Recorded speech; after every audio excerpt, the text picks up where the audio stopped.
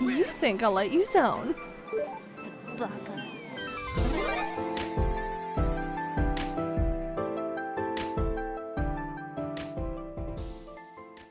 Something is coming for Miles as Anansi has gotten him involved in some spat between the gods themselves. Will the spider god tell his champion the whole truth or just keep telling half-truths along the way, like he always has? Let's find out. We start with Miles at his therapy appointment with Dr. Khan, recapping the events with Maganda, an assassination attempt on his clone brother, even just being Spider-Man. Khan says that his feelings are valid and that it's okay to feel that way.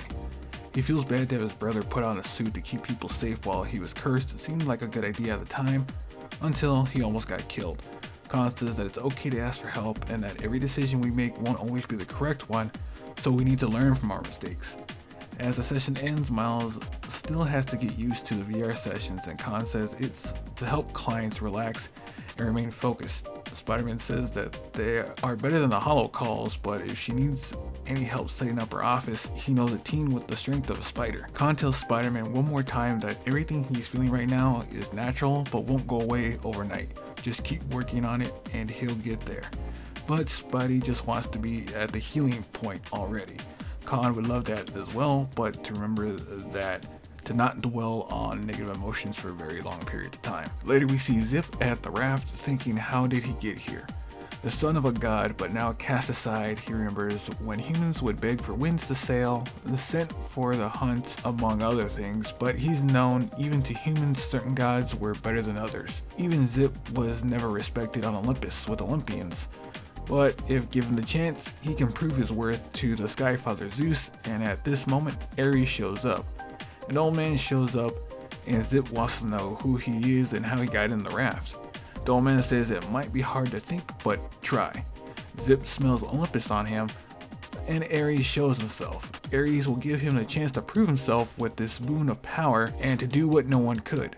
Kill Spider-Man, but Zip wants to know why. Ares doesn't care so much so for the mortal, but the god Anansi that's connected to him. Zip says they aren't allowed to fight due to the treaty that they have.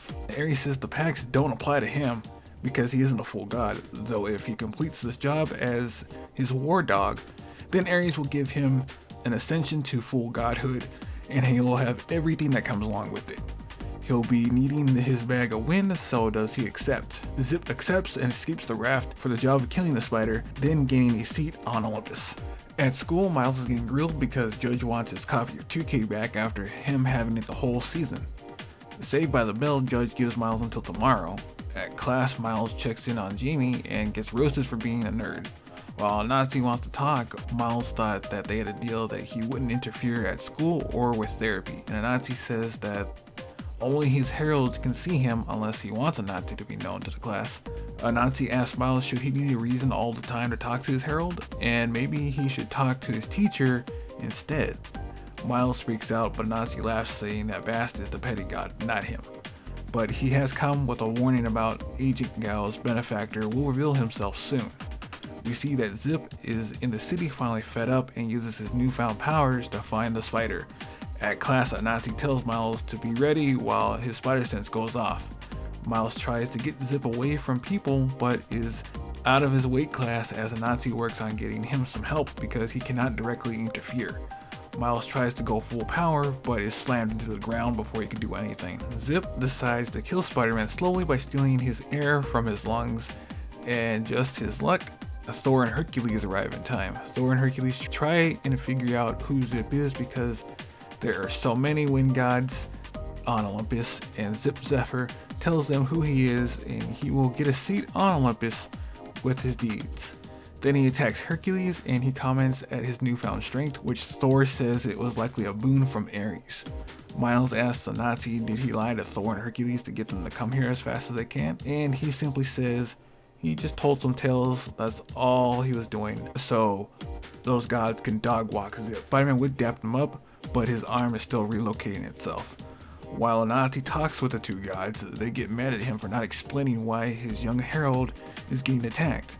Anansi would eventually, maybe. Just then, Ares arrives and makes his hostility known to Anansi, with Thor telling the Olympian to stop this, and Ares says Thor has no control over him, and he challenges Anansi to an agon. As the comic ends, Miles doesn't know what is going on, but Anansi says he'll explain everything before the start of the Tournament of the Gods. The first part to the new arc is from the perspective of Zephyr, as he's a lesser god that got no respect, be it from mortals or other gods. He wants to be needed, to be worthy, to be idolized, but doesn't know for God you have to earn that respect and worship from others.